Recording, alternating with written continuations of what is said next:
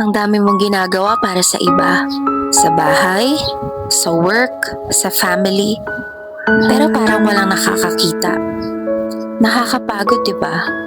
Yung effort mo, parang taken for granted. Pero tandaan mo, God sees what others don't.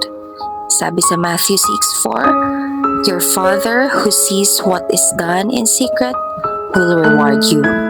So kahit walang pumapalakpak, kahit walang bumabati ng thank you, heaven notices.